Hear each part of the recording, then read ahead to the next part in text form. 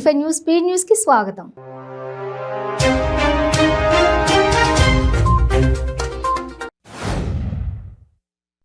BRS జిల్లా అధ్యక్షులు Ibrahimpatnam MLA Manchireddy Kishan రెడ్డిని ముఖ్యమంత్రి కె చంద్రశేఖరరావు పరామర్శించారు. కిషన్ రెడ్డి తల్లి మంచిరెడ్డి పద్మమ్మ ఈ నెల 19వ తేదీన కన్నుమూశారు. ఇబ్రహీంపట్నం మండలంలోని ఎలిమినేడు గ్రామంలో మంచిరెడ్డి కిషన్ రెడ్డి నివాసంలో ద్వాదశ దినకర్మ కార్యక్రమం జరిగింది.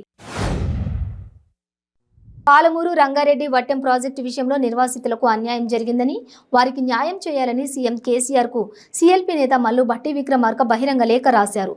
ఆయన నాగర్ కర్నూలు మండలం కుమ్మెర, తాండూరు మండలం యత్మతాపూర్, ఇంద్రకల్ గ్రామాలలో పాదయాత్ర నిర్వహించారు. తెలంగాణ ఆరోగ్య ఆర్థిక శాఖల మంత్రి హరీష్ రావు విపక్షాలపై మండిపడ్డారు. రాష్ట్ర ప్రతిష్టకు భంగం వాటిల్లేలా విపక్షాలు వ్యవహరిస్తున్నాయని విమర్శించారు. జూటా మాటలు తప్ప ప్రతిపక్షాల నోటి వెంట మరో మాట రావటం లేదని అన్నారు. బీజేపీ, కాంగ్రెస్ నేతలు తెలంగాణ రాష్ట్ర గౌరవాన్ని దిగజార్చే విధంగా మాట్లాడుతున్నారని హరీష్ రావు ఆగ్రహం వ్యక్తం చేశారు. ప్రధాని నరేంద్ర మోదీని ఏ కారణంతో వ్యతిరేకిస్తున్నారో చెప్పాలని ఏపీ బీజేపీ అధ్యక్షులు సోము వీర్రాజు ప్రశ్నించారు. ప్రపంచ దేశాలు నరేంద్ర మోదీ సిద్ధాంతాలను అనుసరిస్తున్నారని అన్నారు. ఇతర రాజకీయ పార్టీల నేతలు అవినీతికి పాల్పడుతుంటే మోదీ మచ్చలేని నాయకుడిగా దేశంలో సుపరిపాలన అందిస్తున్నారని చెప్పారు. అనంతపురం జిల్లా ఉరవకొండ పట్టణంలో దొంగలు హల్చల్ చేశారు. తాళం వేసిన ఇళ్లను టార్గెట్ చేసుకుని దొంగతనాలకు పాల్పడ్డారు. పట్టణంలోని ఇందిరానగర్ 9వ వీధిలో 2 ఇళ్లలో చోరీ జరిగింది. కేసు నమోదు చేసుకున్న పోలీసులు దొంగల కోసం వేట మొదలు పెట్టారు. అతని దగ్గర కార్లు లేవు, డబ్బులు కూడా లేదు. అయినా కార్ ట్రావెల్స్ పెట్టాలనుకున్నాడు. కార్ల కోసం దొంగతనాలకు సిద్ధపడ్డాడు. అనుకున్నదే తడువుగా ఓ కారు దొంగతనం చేశాడు. మొదటి ప్రయత్నంలోనే పోలీసులకు చిక్కాడు. ఈ ఘటనకు సంబంధించిన వివరాలను పల్నాడు జిల్లా నర్సారావుపేటలోని ఎస్పీ కార్యాలయంలో ఆ జిల్లా ఎస్పీ రవిశంకర్ రెడ్డి వెల్లడించారు. గూడూరు 2వ పట్టణం సమీపంలో గాంధీనగర్ ప్రాంతంలో ఉన్న ఇందిరమ్మ కాలనీకి చెందిన చలపతి అనే వ్యక్తి ఆత్మహత్యకు పాల్పడ్డాడు. కుటుంబ కలహాల నేపథ్యంలోనే ఆయన ఇంట్లో ఉరేసుకుని ఆత్మహత్య చేసుకున్నట్లు తెలుస్తోంది. మృతుడు చలపతి, అతని భార్య ఇద్దరు గొడవ పడ్డారని, దీంతో మనస్తాపానికి గురై ఆత్మహత్య చేసుకున్నాడని స్థానికులు పోలీసులకు తెలిపారు. అనకాపల్లి జిల్లా కృష్ణపాలెం ఏజెన్సీలో కింగ్ కోబ్రా హల్చల్ చేసింది. 13 అడుగుల భారీ కింగ్ కోబ్రా స్థానికులను భయభ్రాంతులకు గురిచేసింది. కర్నూలు జిల్లాలో చిరుతపులి సంచారం కలకలం రేపింది. కోస్గి మండలంలో గౌడుగల్ కొండ సమీపంలోని కోస్గికి చెందిన వ్యక్తి కొండ సమీపంలో ఉన్న పొలాల్లో మేకల షెడ్ ఏర్పాటు చేసుకున్నాడు. మేకలను మేపుకొని కొండ పక్కన ఉన్నటువంటి షెడ్డుకు తోలుకుని వస్తూ ఉంటాడు. ఒక మేకపై చిరుతపులి అమాంతంగా దాడి చేసి ఎత్తుకెళ్లిందని బాధితుడు వాపోయాడు. ఖమ్మం నగరంలోని బీఆర్ఎస్ శ్రేణులు దౌర్జన్యానికి దిగారు. మంత్రి పువ్వాడ అజయ్పై అనుచిత వ్యాఖ్యలు చేశాడంటూ యువకుడు చీకటి కార్తీక్పై బీఆర్ఎస్ కార్యకర్తలు దాడికి దిగారు. కార్తీక్కు తీవ్ర గాయాలు కావడంతో చికిత్స నిమిత్తం సమీపంలోని ఆసుపత్రికి తరలించారు. బీఆర్ఎస్ కార్యకర్తల తీరుపై స్థానికులు మండిపడుతున్నారు.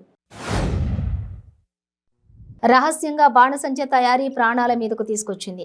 బాణసంచ తయారీ కేంద్రంలో అగ్ని ప్రమాదం సంభవించింది. దీంతో 5 వ్యక్తులు తీవ్రంగా గాయపడగా 3 పరిస్థితి విషమంగా ఉంది.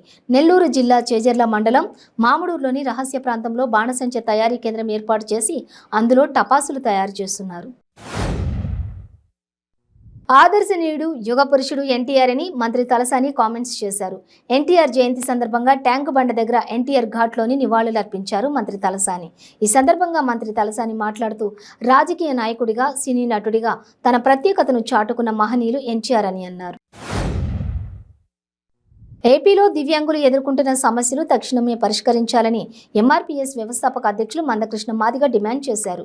ఏపీలో దివ్యాంగులు ఎదుర్కొంటున్న సమస్యలపై వికలాంగుల హక్కుల పోరాట సమితి చేపట్టిన రాష్ట్ర స్థాయి ధర్నాలో భాగంగా కాకినాడ ధర్నా చౌక్ వద్ద జరిగిన నిరసన ప్రదర్శనలో ఆయన ముఖ్య అతిథిగా హాజరయ్యారు.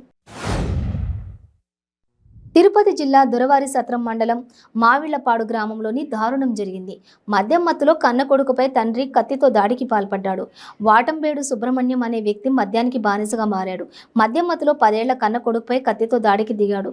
అడ్డుకున్న బంధువులపై కూడా విచక్షణ రహితంగా దాడి చేశాడు. నెల్లూరు జిల్లా మనుబోలు మండలం బద్దివోలు క్రాస్ రోడ్డు వద్ద వోల్వో బస్సు స్కూటర్ను ఢీకొన్న ఘటనలో ఒకరు మృతి చెందారు. మరొకరికి తీవ్ర గాయాలయ్యాయి. బద్దివోలు క్రాస్ రోడ్డు వద్ద గూడూరు వైపు నుండి నెల్లూరు వైపు వెళ్తున్న వోల్వో బస్సు గూడూరు వైపు నుండి బద్దివోలు వెళుతున్న స్కూటర్ను ఢీకొనడంతో కోట మండలం చండపాడంపాలెం గ్రామానికి చెందినటువంటి వీరస్వామి అక్కడికక్కడే మృతి చెందారు. విశాఖ పరిపాలన రాజధానిపై మంత్రి బొత్స సత్యనారాయణ ఆసక్తికర వ్యాఖ్యలు చేశారు. విశాఖకు రాజధాని ఇప్పటికే వచ్చేసిందన్నారు. మనుషులు రావడమే ఇక విశాఖకు మిగిలి ఉందన్నారు. రాజధాని వెంటే మెట్రో రైలు వస్తుందని, అమరావతి ఏమైనా బ్రహ్మ పదార్థమా అని బొత్స ప్రశ్నించారు. రాజధానిలో ఒకే సామాజిక వర్గం ఉండాలని రాసి ఉందా అని ఆయన నిలదీశారు.